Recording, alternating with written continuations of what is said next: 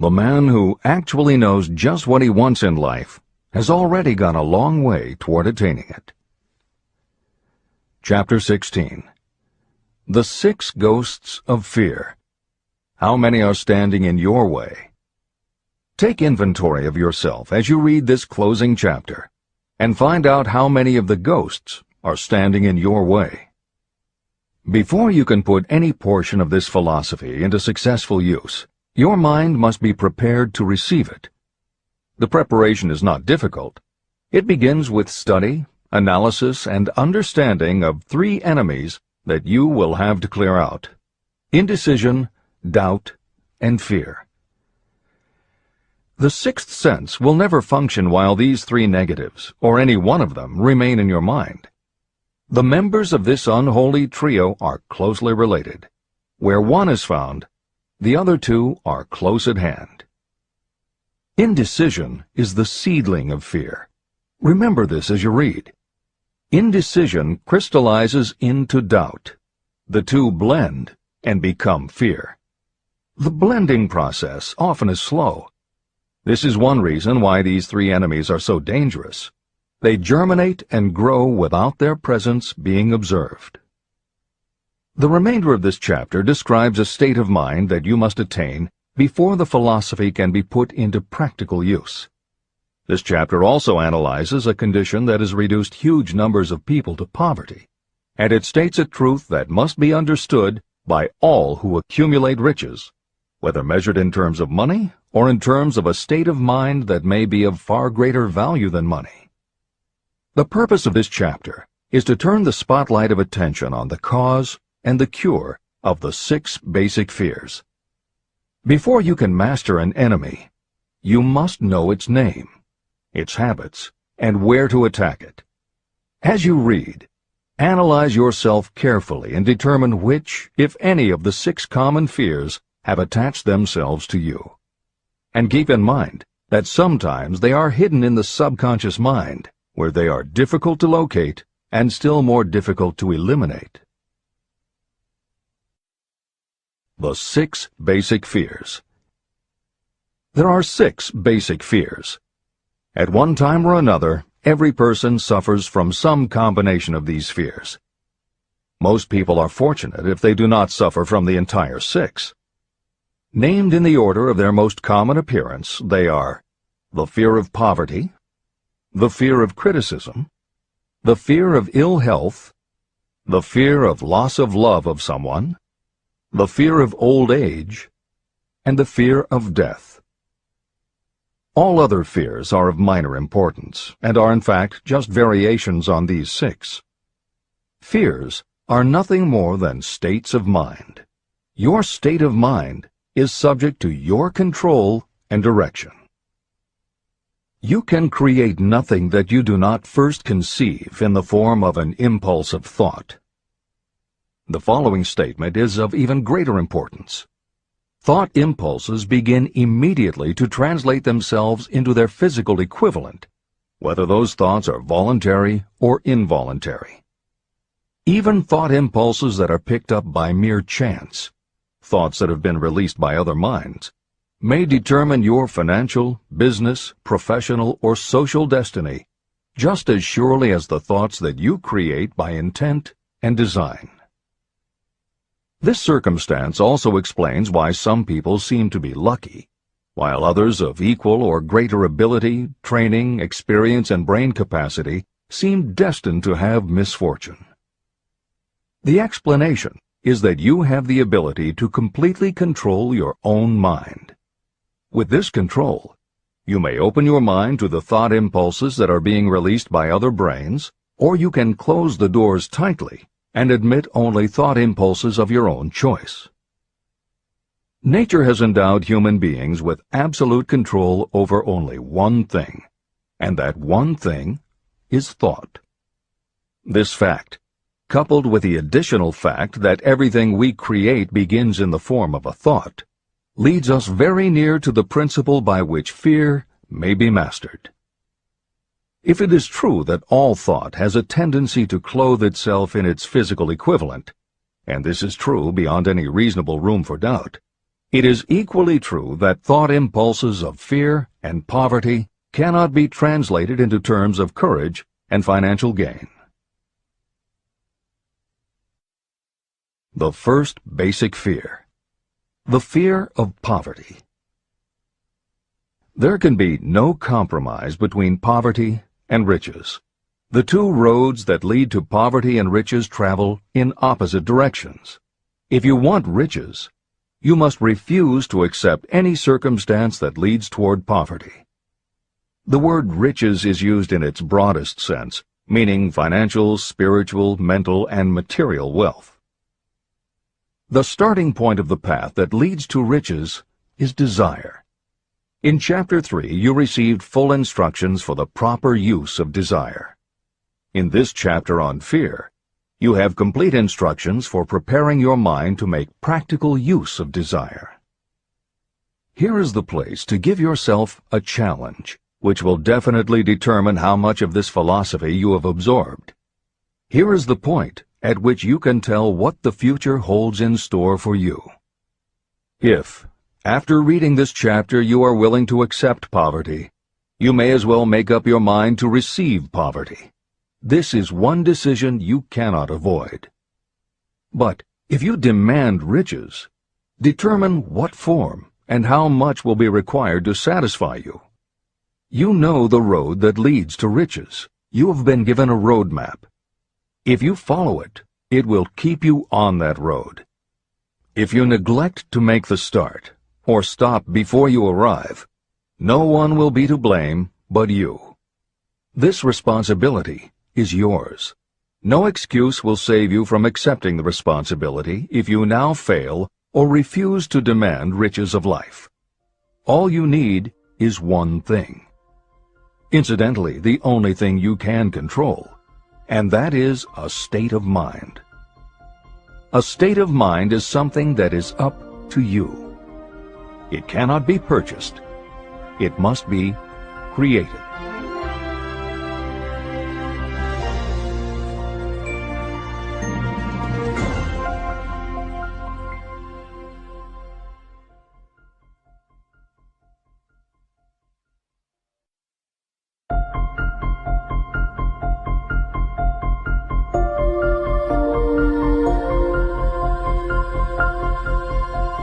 The most destructive fear.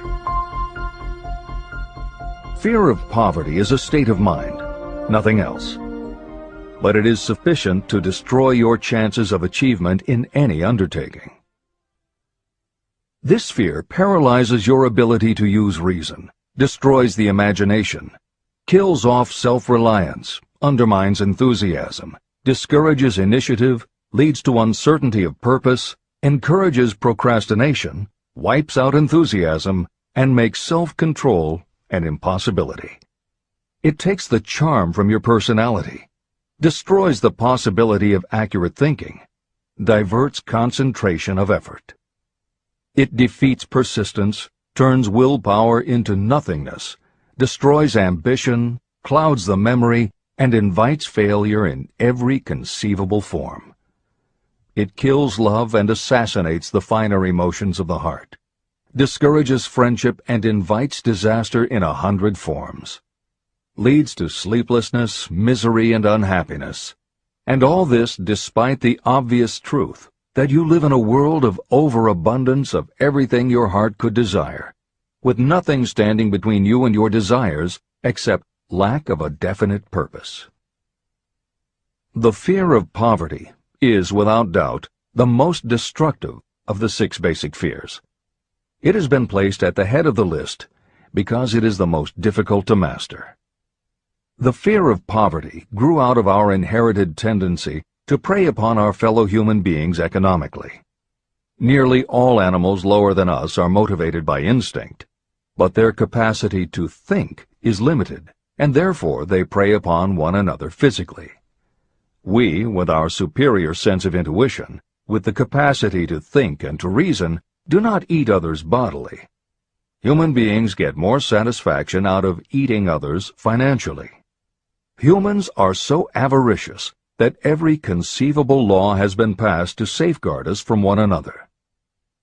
Nothing brings so much suffering and humility as poverty. Only those who have experienced poverty understand the full meaning of this. It is no wonder that we fear poverty. Through a long line of inherited experiences, we have learned for sure that some people cannot be trusted where matters of money and earthly possessions are concerned. So eager are we to possess wealth that we will acquire it in whatever manner we can, through legal methods if possible, through other methods if necessary or expedient. Self-analysis may disclose weaknesses that you do not like to acknowledge, but this form of examination is essential if you are going to demand of life more than mediocrity and poverty. Remember, as you check yourself point by point, that you are both the court and the jury, the prosecuting attorney and the attorney for the defense, and that you are both the plaintiff and the defendant. You are on trial. Face the facts squarely. Ask yourself definite questions and demand direct replies. When the examination is over, you will know more about yourself. If you do not feel that you can be an impartial judge, call upon someone who knows you well to serve as judge while you cross-examine yourself. You are after the truth. Get it, no matter at what the cost, even though it may temporarily embarrass you. The majority of people, if asked what they fear most, would reply, "I fear nothing." The reply would be inaccurate, because few people realize that they are bound, handicapped, whipped spiritually and physically through some form of fear. So subtle and deeply seated is the emotion of fear that you may go through life and never recognize its presence. Only a courageous analysis will disclose the presence of this universal enemy. When you begin such an analysis, search deeply into your character. The following is a list of the symptoms to look for. Symptoms of the fear of poverty. 1. Indifference. Commonly expressed through lack of ambition, willingness to tolerate poverty, and the acceptance of whatever compensation life may offer without protest. Also mental and physical laziness, and lack of initiative, imagination, enthusiasm, and self-control. 2. Indecision. The habit of permitting others to do your thinking, sitting on the fence. 3. Doubt. Generally expressed through alibis and excuses designed to cover up, explain away, or apologize for your failures, sometimes expressed in the form of envy of those who are successful, or by criticizing them. 4. Worry. Usually expressed by finding fault with others, a tendency to spend beyond your income, neglect of personal appearance, scowling and frowning, nervousness, lack of poise, self-consciousness, and often the use of alcohol or drugs. 5. Overcaution. The habit of looking for the negative side of every circumstance, thinking and talking about possible failure instead of concentrating on succeeding, knowing all the roads to disaster, but never searching for the plans to avoid failure, waiting for the right time to begin until the waiting becomes a permanent habit, remembering those who have failed and forgetting those who have succeeded, seeing the hole in the donut, but overlooking the donut around the hole. 6. Procrastination. The habit of putting off until tomorrow that which should have been done last year, spending more time in creating excuses than it would take to do the job. This symptom is closely related to overcaution, doubt, and worry. Refusal to accept responsibility. Willingness to compromise rather than put up a fight. Compromising with difficulties instead of harnessing and using them as stepping stones to advancement. Bargaining with life for a penny instead of demanding prosperity, opulence, riches, contentment, and happiness. Planning what to do if you fail instead of burning all bridges and making retreat impossible. Weakness of and often total lack of self-confidence, definiteness of purpose, self-control, initiative, enthusiasm, ambition, thrift, and sound reasoning ability. Expecting poverty instead of demanding riches. Associating with those who accept poverty instead of seeking the company of those who demand and receive riches. Money talks. Some will ask, why did you write a book about money? Why measure riches in dollars alone? Some will believe, and rightly so, that there are other forms of riches more desirable than money. Yes, there are riches that cannot be measured in terms of dollars. But there are also millions of people who say, "Give me all the money I need, and I will find everything else I want." The major reason why I wrote this book on how to get money is that millions of men and women are paralyzed with the fear of poverty. What this sort of fear does to one was well described by Westbrook Pegler.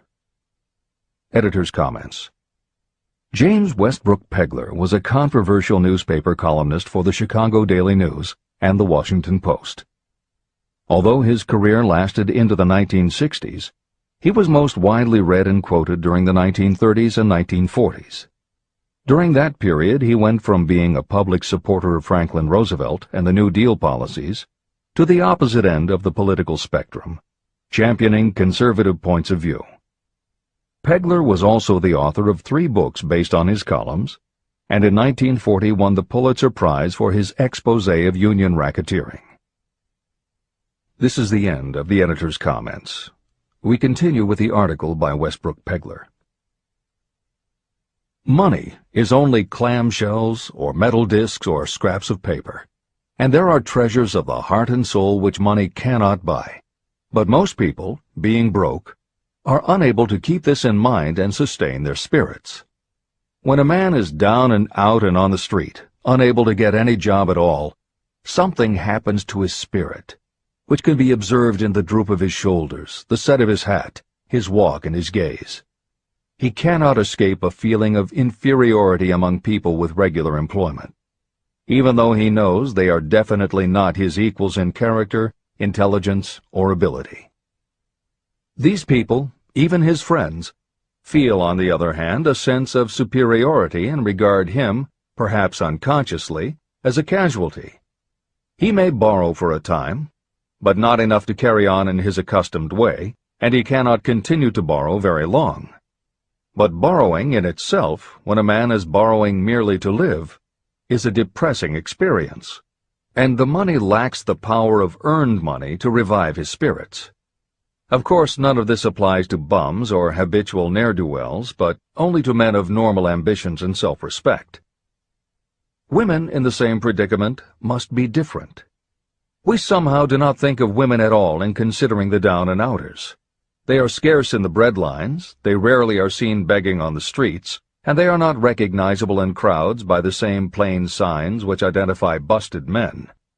Of course, I do not mean the shuffling hags of the city streets, who are the opposite number of the confirmed male bums. I mean reasonably young, decent, and intelligent women. There must be many of them, but their despair is not apparent. When a man is down and out, he has time on his hands for brooding. He may travel miles to see a man about a job and discover that the job is filled, or that it is one of those jobs with no base pay, but only a commission on the sale of some useless knick-knack which nobody would buy except out of pity. Turning that down, he finds himself back on the street with nowhere to go, but just anywhere. So he walks and walks. He gazes into store windows at luxuries which are not for him, and feels inferior and gives way to people who stop to look with an active interest. He wanders into the railroad station, or puts himself down in the library to ease his legs and soak up a little heat. But that isn't looking for a job, so he gets going again. He may not know it, but his aimlessness would give him away even if the very lines of his figure did not. He may be well dressed in the clothes left over from the days when he had a steady job, but the clothes cannot disguise the droop. He sees thousands of other people, bookkeepers or clerks or chemists or wagon hands, busy at their work, and envies them from the bottom of his soul. They have their independence, their self-respect and manhood, and he simply cannot convince himself that he is a good man too, though he argue it out and arrive at a favorable verdict hour after hour. It is just money which makes this difference in him. With a little money, he would be himself again. This is the end of the article by Westbrook Pegler. The second basic fear, the fear of criticism. Just how we originally came by this fear, no one can say definitely, but one thing is certain: we have it in a highly developed form. I am inclined to attribute the basic fear of criticism to that part of our inherited nature that prompts us not only to take away other people's goods and wares, but also to justify our actions by criticism of the character of others. It is well known that a thief will criticize the man from whom he steals, that politicians seek office not by displaying their own virtues and qualifications, but by running negative campaigns against their opponents. Designers and clothing manufacturers have not been slow to take advantage of this basic fear of criticism. Every season, styles change. Who establishes the styles? Certainly not the purchaser. It is the designers and manufacturers. Why do they change the styles so often? The answer is obvious. They change the styles so they can sell more clothes. The fear of criticism robs people of their initiative, destroys their power of imagination, limits their individuality, takes away their self-reliance, and does them damage in 100 other ways. Parents often do their children irreparable injury by criticizing them. The mother of one of my friends used to punish him with a switch almost daily, always completing the job with a statement, "You'll land in the penitentiary before you are 20. He was sent to a reformatory at the age of 17. Editor's comments. Modern psychotherapy is well aware of the circumstance that Hill describes in the preceding paragraph. In the chapters on autosuggestion and hypnosis, reference was made to childhood traumas that result in phobias, compulsive behaviors, fixations, or complexes. However, there are instances in which the implanting of a suggestion is much more subtle. Hypnotherapists have found that common phrases such as, "Don't you ever say no to me again," "I'm afraid she'll never get over it," or "You're just like your father," can hamper a person's abilities later in life if such phrases were said often enough, or at a time when a child was particularly vulnerable.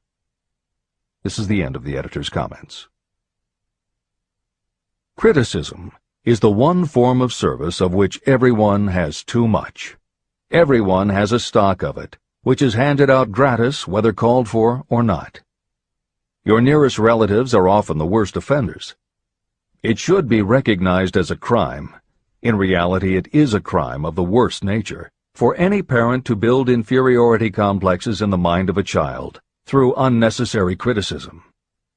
Employers who understand human nature get the best there is in people not by criticism, but by constructive suggestion. Parents may accomplish the same results with their children. Criticism will plant fear in the human heart, or resentment, but it will not build love or affection. Symptoms of the fear of criticism. This fear is almost as universal as the fear of poverty, and its effects are just as fatal to personal achievement, mainly because this fear destroys initiative and discourages the use of imagination. The major symptoms of the fear are: 1. Self-consciousness, generally expressed through nervousness, timidity in conversation and in meeting strangers, awkward movements, and shifting of the eyes. 2. Lack of poise, expressed through lack of voice control, nervousness in the presence of others, poor posture, poor memory. 3. Personality weaknesses, lacking in firmness of decision, personal charm, and ability to express opinions definitely, the habit of sidestepping issues instead of meeting them squarely, agreeing with others without careful examination of their opinions. 4. Inferiority complex. The habit of expressing your own self-approval as a means of covering up your feeling of inferiority. Using big words to impress others, often without knowing the real meaning of the words. Imitating others in dress, speech, and manners. Boasting of imaginary achievements, and acting superior to cover up the fact that you feel inferior. 5. Extravagance. The habit of trying to keep up with the Joneses and spending beyond your income. 6. Lack of initiative. Failure to embrace opportunities for self-advancement. Fear to express opinions. Lack of confidence in your own ideas. Giving evasive answers to questions asked by superiors. Hesitancy of manner and speech. Deceit in both words and deeds. 7. Lack of ambition. Mental and physical laziness. Lack of self-assertion. Slowness in reaching decisions. Being too easily influenced. The habit of accepting defeat without protest, or quitting an undertaking when opposed by others. Also the habit of criticizing others behind their backs and flattering them to their faces. Suspicion of other people without cause. Lack of tactfulness of manner and speech, and unwillingness to accept the blame for mistakes. The third basic fear. The fear of ill health. This fear may be traced to both physical and social heredity. It is closely associated with the causes of fear of old age and the fear of death. We fear ill health because of the terrible pictures that have been planted in our minds of what may happen if death should overtake us. We also fear it because of the economic toll that it may claim. One reputable physician estimated that 75% of all people who visit doctors are suffering with hypochondria, imaginary illness. It has been shown that the fear of disease, even when there is not the slightest cause for fear, often produces the physical symptoms of the disease feared. Powerful and mighty is the human mind. It builds or it destroys. Through a series of experiments, my staff proved how susceptible people are to the power of suggestion. We asked 3 acquaintances to visit separately with the victim. They were instructed to pose the question, "What ails you? You look terribly ill." The first questioner provoked a grin from him and a nonchalant, "Oh, nothing, I'm all right." The second questioner was answered with a statement, "I don't know exactly, but I do feel badly." The third questioner was met with the admission that the victim was actually feeling ill. Editor's comment. Hill's experiment is one that you do not want to carry too far.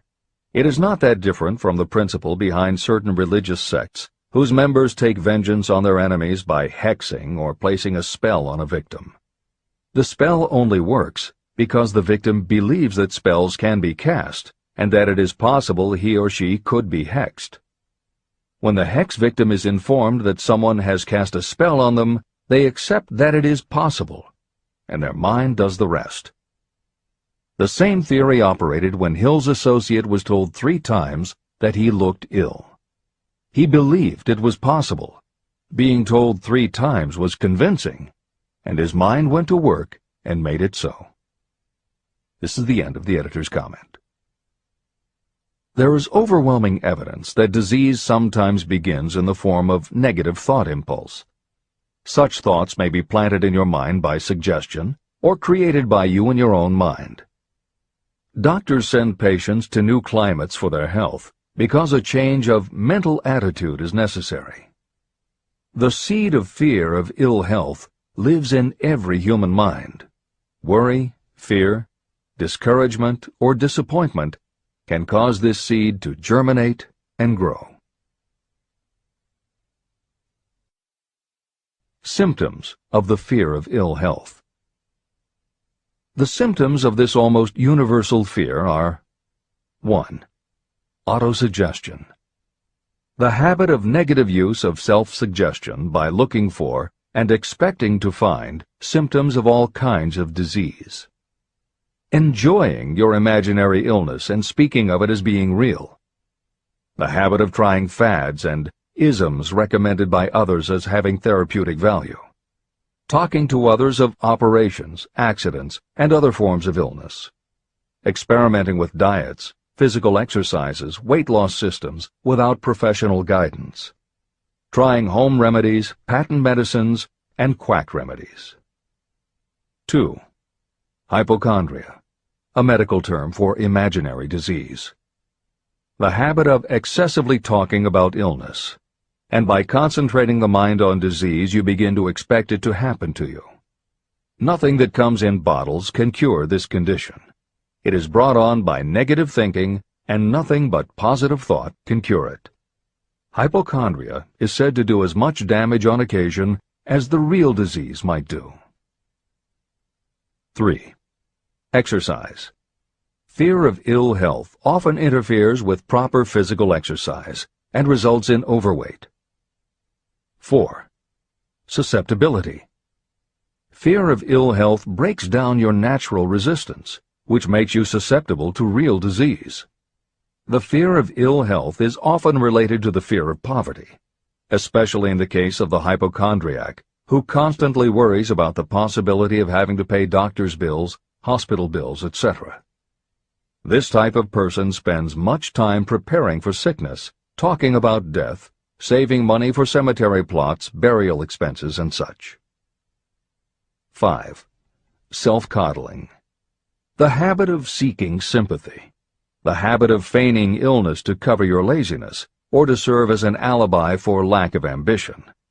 People often resort to this trick to avoid work. 6. Intemperance. The habit of using alcohol or drugs to destroy pain instead of eliminating the cause. 7. The habit of reading about illness and worrying over the possibility of being stricken by it. The fourth basic fear. The fear of loss of love. Jealousy and other similar forms of neurosis grow out of our fear of the loss of love of someone. This fear is the most painful of all the 6 basic fears. It probably plays more havoc with the body and mind than any of the other basic fears. Editor's comment. By way of introduction to each of the 6 basic fears, Napoleon Hill usually postulates how the fear originated in humans. In the original edition of this book, he suggested that the fear of loss of love may have started with prehistoric man's habit of stealing his neighbor's mate and taking liberties with her whenever he could. Though amusing, this theory does not take into account that women fear the loss of a love just as profoundly as men do, and both men and women fear losing the love of not just their mates, but also of family members and others with whom they are close. How the emotion of love originated may remain a mystery, but there is no mystery about how we feel when we lose it. This is the end of the editor's comment. The fourth basic fear. The fear of loss of love. Jealousy and other similar forms of neurosis grow out of our fear of the loss of love of someone. This fear is the most painful of all the 6 basic fears. It probably plays more havoc with the body and mind than any of the other basic fears. Editor's comment. By way of introduction to each of the 6 basic fears, Napoleon Hill usually postulates how the fear originated in humans. In the original edition of this book, he suggested that the fear of loss of love may have started with prehistoric man's habit of stealing his neighbor's mate and taking liberties with her whenever he could. Though amusing, this theory does not take into account that women fear the loss of a love just as profoundly as men do, and both men and women fear losing the love of not just their mates, but also of family members and others with whom they are close. How the emotion of love originated may remain a mystery, but there is no mystery about how we feel when we lose it. This is the end of the editor's comment. Symptoms of the fear of loss of love. The distinguishing symptoms of this fear are 1. Jealousy. the habit of being suspicious of friends and loved ones, the habit of accusing wife or husband of infidelity without grounds, general suspicion of everyone and absolute faith in no one. 2. Fault-finding. The habit of finding fault with friends, relatives, business associates, and loved ones upon the slightest provocation, or without any cause whatsoever. 3. Gambling. The habit of gambling, stealing, cheating, and otherwise taking hazardous chances to provide money for loved ones, in the belief that love can be bought. The habit of spending beyond your means, or incurring debts to provide gifts for loved ones, in order to make a good impression. Also insomnia, nervousness, lack of persistence, weakness of will, lack of self-control, lack of self-reliance, bad temper. The fifth basic fear. The fear of old age. In the main, this fear grows out of two sources. First, the thought that old age may bring with it poverty. Second is the concern that many have for what may await them in the world beyond. The most common cause of fear of old age is associated with the possibility of poverty. Poorhouse is not a pretty word. It throws a chill into the mind of every person who faces the possibility of having to spend declining years having to live on some form of charity. The possibility of ill health, which is more common as people grow older, is also a contributing cause of this common fear of old age, as is concern about diminishing sexuality. Another contributing cause of the fear of old age is the possibility of loss of freedom and independence, as old age may bring with it the loss of both physical and economic freedom. Symptoms of the fear of old age. The most common symptoms of this fear are 1. Lack of enthusiasm. The tendency to slow down and develop an inferiority complex, falsely believing you are slipping because of age. The habit of killing off initiative, imagination, and self-reliance by falsely believing you are too old to exercise these qualities. 2. Self-consciousness of speech. The habit of speaking apologetically of yourself as being old merely because you have reached the age of 40 or 50, instead of reversing the rule and expressing gratitude for having reached the age of wisdom and understanding. 3. Inappropriate dress and action. Trying to appear much younger than your age by going overboard in your attempt to keep up with the style and mannerisms of youth. The sixth basic fear. The fear of death. To some, this is the cruelest of all the basic fears. The reason is obvious. The terrible pangs of fear associated with the thought of death, in the majority of cases, may be charged to religious fanaticism. So-called heathens are less afraid of death than the more civilized. For hundreds of millions of years we have been asking the still unanswered questions, where did I come from, and where am I going? During the darker ages of the past, the more cunning and crafty were not slow to offer the answer to these questions for a price. Come into my tent, embrace my faith, accept my dogmas, and I will give you a ticket that will admit you straight into heaven when you die, says the religious leader. Remain out of my tent, says the same leader, and the devil will take you and burn you throughout eternity. The thought of eternal punishment destroys interest in life and makes happiness impossible. While the religious leader may not actually be able to provide safe conduct into heaven or send you to hell, the possibility of the latter seems terrible. The very thought of it takes hold of the imagination in such a realistic way that it paralyzes reason and sets up the fear of death. The fear of death is not as common now as it was during the age when there were no great colleges and universities. People of science have turned the spotlight of truth upon the world, and this truth is rapidly freeing men and women from this terrible fear of death. The young men and women who attend the colleges and universities are not easily impressed by fire and brimstone. Through knowledge, the fears of the dark ages that grip the mind have been dispelled. The entire world is made up of only 4 things: time, space, energy, and matter. In elementary physics, we learn that neither matter nor energy can be created or destroyed. Both matter and energy can be transformed, but neither can be destroyed. Life is energy, if it is anything. If neither energy nor matter can be destroyed, of course life itself cannot be destroyed. Life, like other forms of energy, may be passed through various processes of transition or change, but it cannot be destroyed. Death is mere transition. And if death is not mere change or transition, then nothing comes after death except a long, eternal, peaceful sleep. And sleep is nothing to be feared. If you can accept the logic of this, you may forever wipe out your fear of death. Symptoms of the fear of death. The general symptoms of this fear are: 1. The habit of thinking about dying, instead of making the most of life.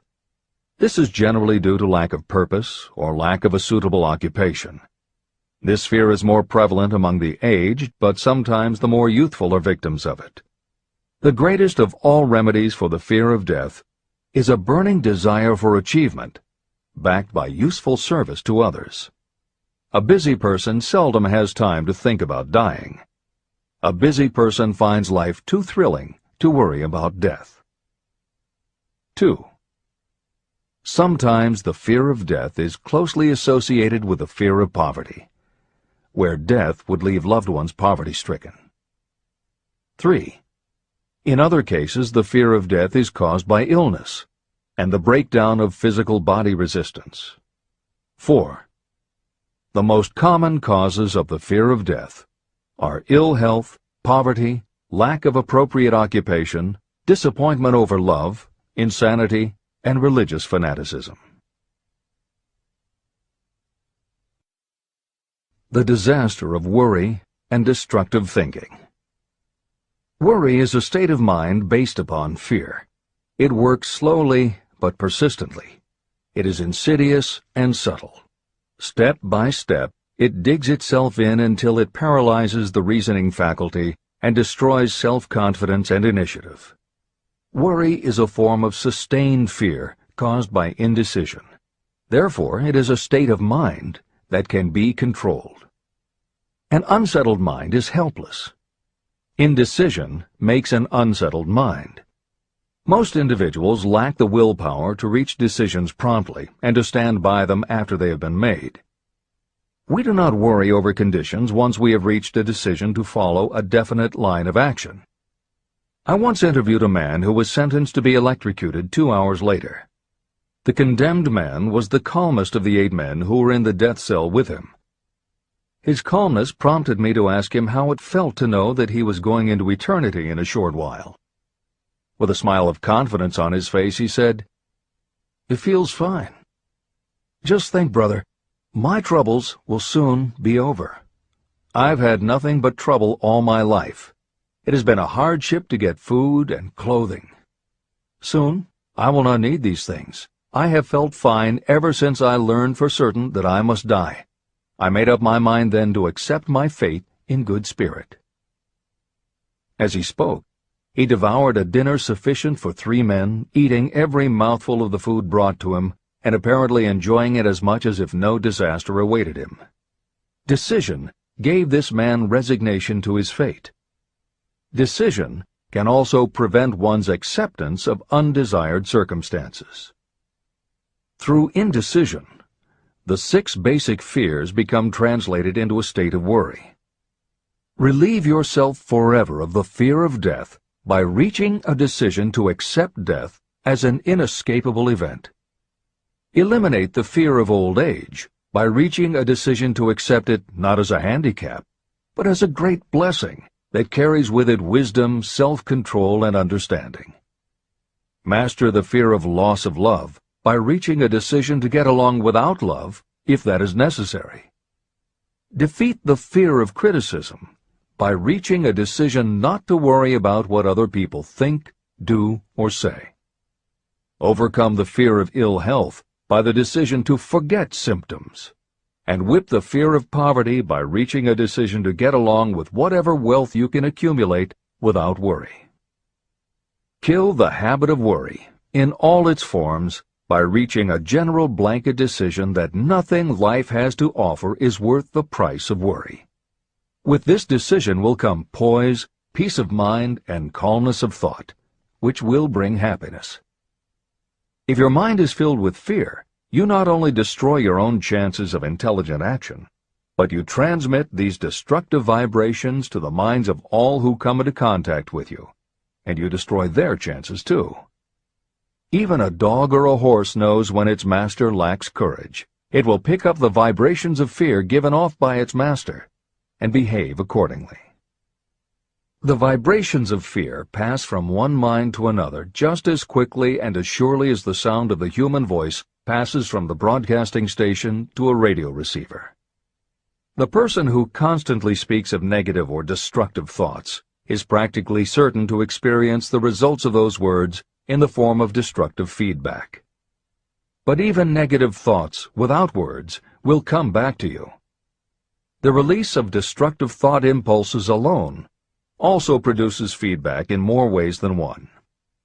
First, and perhaps most important to be remembered, the person who releases thoughts of a destructive nature must suffer damage through the breaking down of creative imagination. Secondly, the presence in the mind of any destructive emotion develops a negative personality, which repels people and often converts them into antagonists.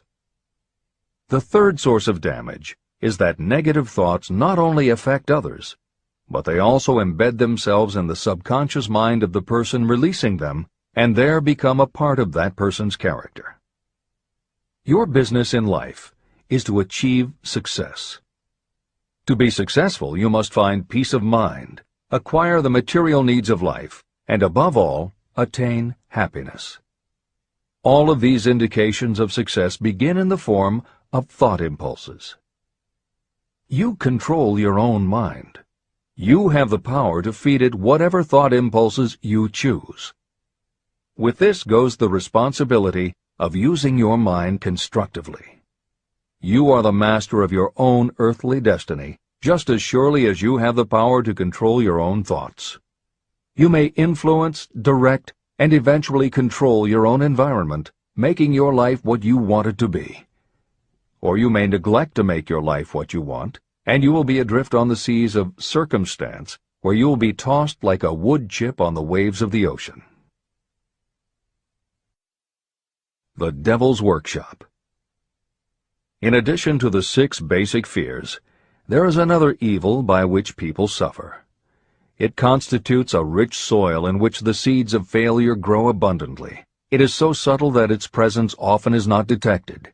It is more deeply rooted and more often fatal than all of the 6 fears.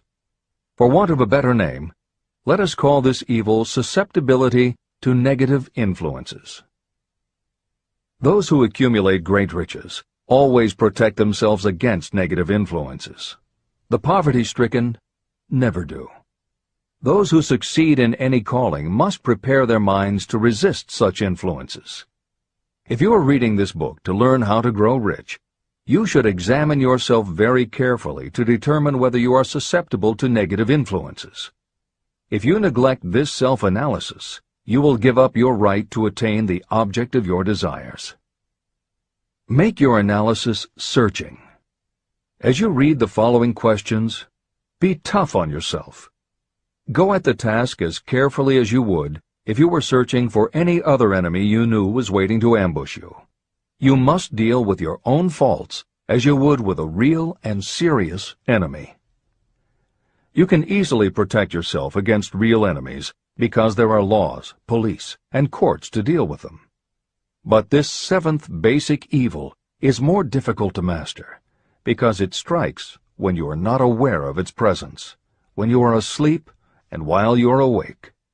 Moreover, its weapon is intangible because it consists of merely a state of mind.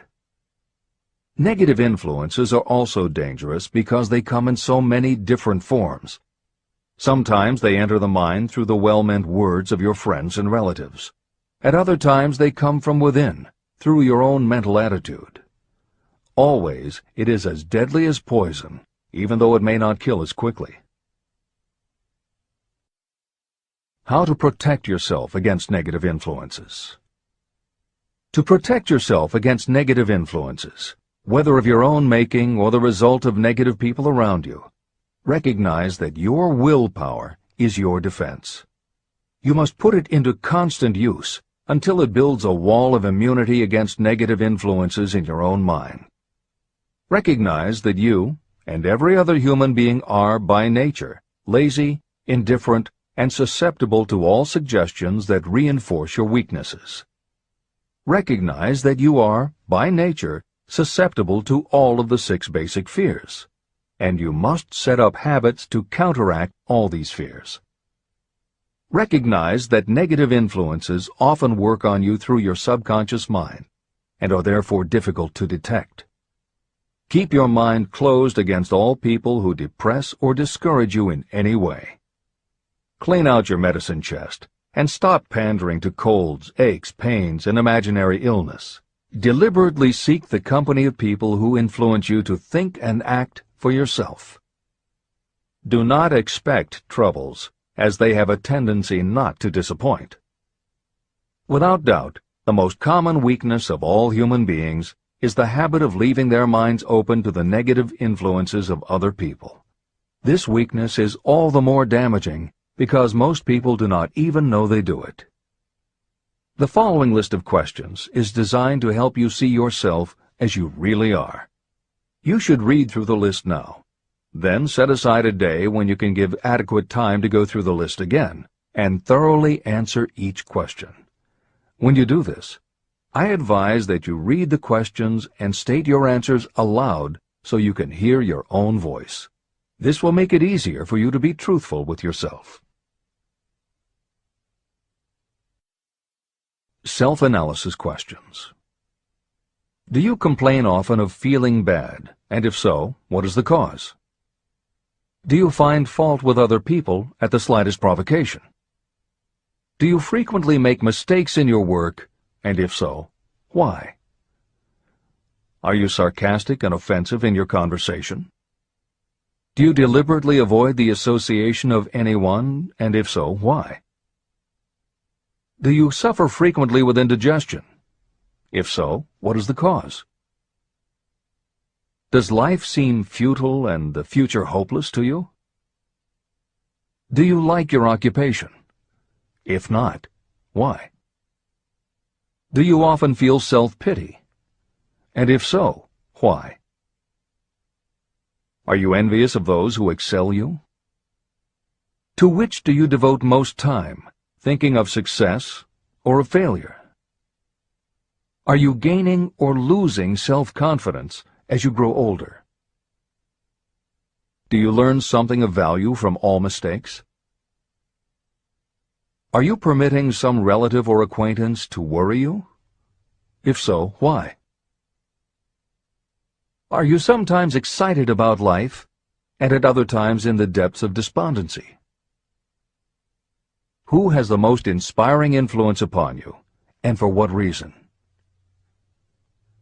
Do you tolerate negative or discouraging influences that you could avoid? Are you careless of your personal appearance? If so, when and why? Have you learned how to ignore your troubles by being too busy to be annoyed by them? Would you call yourself a spineless weakling if you permitted others to do your thinking for you? How many preventable disturbances annoy you, and why do you tolerate them? Do you resort to alcohol, drugs, cigarettes, or other compulsions to quiet your nerves? If so, why do you not try willpower instead? Does anyone nag you, and if so, for what reason? Do you have a definite major purpose? And if so, what is it, and what plan do you have for achieving it? Do you suffer from any of the 6 basic fears? If so, which ones? Have you developed a method to shield yourself against the negative influence of others? Do you use autosuggestion to make your mind positive? Which do you value most, your material possessions or your privilege of controlling your own thoughts? Are you easily influenced by others against your own judgment? Has today added anything of value to your stock of knowledge or state of mind? Do you face squarely the circumstances that make you unhappy, or do you sidestep the responsibility? Do you analyze all mistakes and failures and try to profit by them, or do you take the attitude that this is not your duty? Can you name 3 of your most damaging weaknesses? What are you doing to correct them? Do you encourage other people to bring their worries to you for sympathy? Do you choose from your daily experiences lessons or influences that aid in your personal advancement? Does your presence have a negative influence on other people as a rule? What habits of other people annoy you most? Do you form your own opinions, or do you permit yourself to be influenced by other people? Have you learned how to create a mental state of mind with which you can shield yourself against all discouraging influences? Does your occupation inspire you with faith and hope? Are you conscious of possessing spiritual forces of sufficient power to enable you to keep your mind free from all forms of fear? Does your religion help to keep your mind positive? Do you feel it your duty to share other people's worries? If so, why? If you believe that birds of a feather flock together, what have you learned about yourself by studying the friends whom you attract? What connection, if any, do you see between the people with whom you associate most closely and any unhappiness you may experience? Could it be possible that some person whom you consider to be a friend is, in reality, your worst enemy because of his or her negative influence on your mind? By what rules do you judge who is helpful and who is damaging to you? Are your intimate associates mentally superior or inferior to you? How much time out of every 24 hours do you devote to your occupation, sleep, play and relaxation, acquiring useful knowledge, plain wasted time? Who among your acquaintances encourages you most, cautions you most, discourages you most? What is your greatest worry? Why do you tolerate it? When others offer you free, unsolicited advice, do you accept it without question, or do you analyze their motive? What, above all else, do you most desire? Do you intend to acquire it? Are you willing to subordinate all other desires for this one? How much time daily do you devote to acquiring it? Do you change your mind often? If so, why? Do you usually finish everything you begin? Are you easily impressed by other people's business or professional titles, college degrees, or wealth? Are you easily influenced by what other people think or say about you? Do you cater to people because of their social or financial status? Whom do you believe to be the greatest person living? In what respect is this person superior to yourself? How much time have you devoted to studying and answering these questions? At least one day is necessary for the analysis and the answering of the entire list. If you have answered all these questions truthfully, you know more about yourself than the majority of people.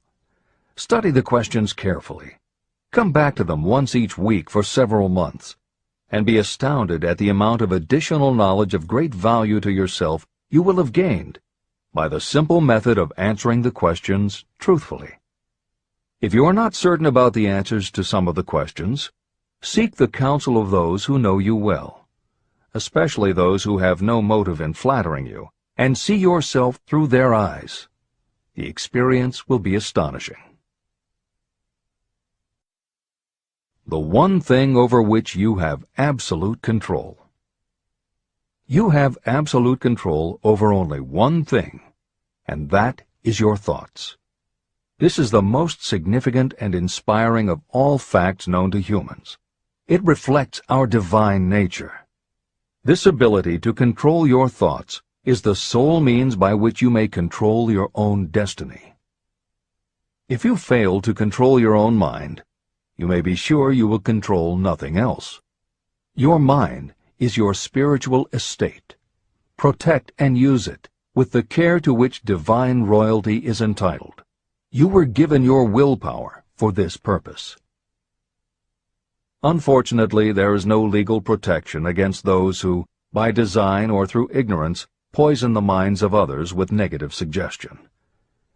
Those with negative minds tried to convince Thomas A. Edison that he could not build a machine that would record and reproduce the human voice, because, they said, no one else has ever produced such a machine. Edison did not believe them. He knew that the mind could produce anything the mind could conceive and believe. That knowledge was the thing that lifted the great Edison above the common herd. Men with negative minds told F.W. Woolworth he would go broke trying to run a store on 5 and 10-cent sales. He did not believe them. He knew that he could do anything within reason if he backed his plans with faith. Exercising his right to keep the negative suggestions of others out of his mind, he piled up a fortune of more than $100 million. Doubting Thomases scoffed scornfully when Henry Ford tried out his first crudely built automobile on the streets of Detroit. Some said the thing would never become practical. Others said no one would pay money for such a contraption. Ford said, "I'll belt the earth with dependable motor cars." And he did. For the benefit of those seeking vast riches, let it be remembered that practically the sole difference between Henry Ford and a majority of workers is this: Ford had a mind, and he controlled it. The others have minds that they do not try to control. Mind control is the result of self-discipline and habit. You either control your mind, or it controls you. There is no halfway compromise. The most practical method for controlling your mind is the habit of keeping it busy with a definite purpose, backed by a definite plan. Study the records of those who achieve noteworthy success, and you will see that they have control over their own minds, and that they exercise that control and direct it toward the attainment of definite objectives. Without this control, success is not possible. 55 Famous Alibis by Old Man If. People who do not succeed have one distinguishing trait in common. They know all the reasons for failure and have what they believe to be airtight alibis to explain away their own lack of achievement. Some of these alibis are clever, and a few of them are justifiable by the facts, but alibis cannot be used for money. The world wants to know only one thing: have you achieved success? A character analyst compiled a list of the most commonly used alibis. As you read the list, examine yourself carefully and determine how many of these alibis you use. Remember, the philosophy presented in this book makes every one of these alibis obsolete. If I didn't have a wife and family. If I had enough pull. If I had money. If I had a good education. If I could get a job.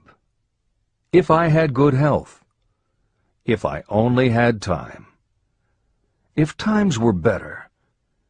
If other people understood me. If conditions around me were only different. If I could live my life over again. If I did not fear what they would say. If I had been given a chance. If I now had a chance. If other people didn't have it in for me. If nothing happens to stop me. If only I were younger.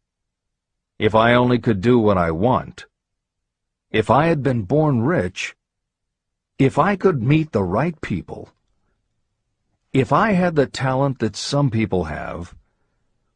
If I dared to assert myself. If only I had embraced past opportunities. If people didn't get on my nerves. If I didn't have to keep house and look after the children. If I could save some money.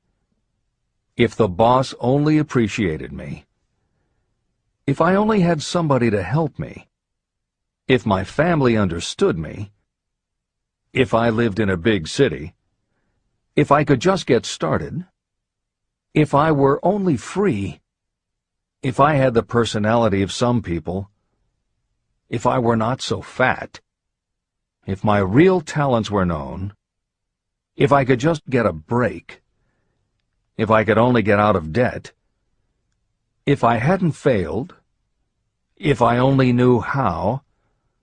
If everybody wasn't against me. If I didn't have so many worries. If I could marry the right person. If people weren't so dumb.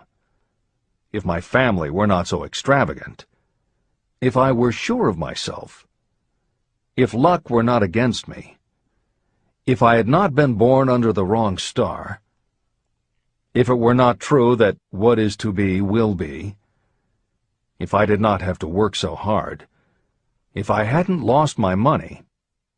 If I lived in a different neighborhood. If I didn't have a past. If I only had a business of my own. If other people would only listen to me. If, and this is the greatest of them all, if I had the courage to see myself as I really am, I would find out what is wrong with me and correct it. And I know that something must be wrong with the way I have done things, or I would already have the success that I desire. I recognize that something must be wrong with me, otherwise I would have spent more time analyzing my weaknesses and less time building alibis to cover them. Building alibis to explain away failure is a national pastime. The habit is as old as the human race and is fatal to success. Why do people cling to their pet alibis? The answer is obvious. They defend their alibis because they create them. Your alibi is the child of your own imagination. It is human nature to defend your own brainchild. Building alibis is a deeply rooted habit. Habits are difficult to break, especially when they provide justification for something we do. Plato had this truth in mind when he said, "The first and best victory is to conquer self. To be conquered by self is, of all things, the most shameful and vile." Another philosopher had the same thought in mind when he said, "It was a great surprise to me when I discovered that most of the ugliness I saw in others was but a reflection of my own nature." Elbert Hubbard, philosopher, author, publisher of the Fra magazine, and founder of the Roycrofters community of artists, said, "It has always been a mystery to me why people spend so much time deliberately fooling themselves by creating alibis to cover their weaknesses. If used differently, this same time would be sufficient to cure the weakness. Then no alibis would be needed."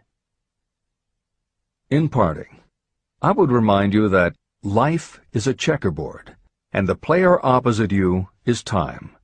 If you hesitate before moving, or neglect to move promptly, your men will be wiped off the board by time. You are playing against a partner who will not tolerate indecision.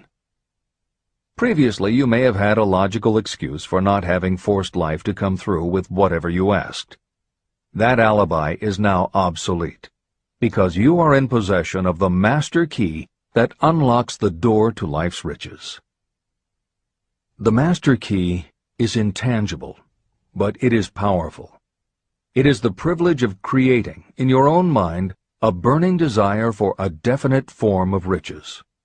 There is no penalty for the use of this key, but there is a price you must pay if you do not use it. The price is failure. There is a reward of stupendous proportions if you put the key to use. It is the satisfaction that will come to you when you conquer self and force life to pay whatever is asked. The reward is worthy of your effort. Will you make the start and be convinced? If we are related, said the immortal Emerson, we shall meet. In closing, may I borrow his thought and say, if we are related, we have, through these pages, met. Remember that your real wealth can be measured not by what you have, but by what you are.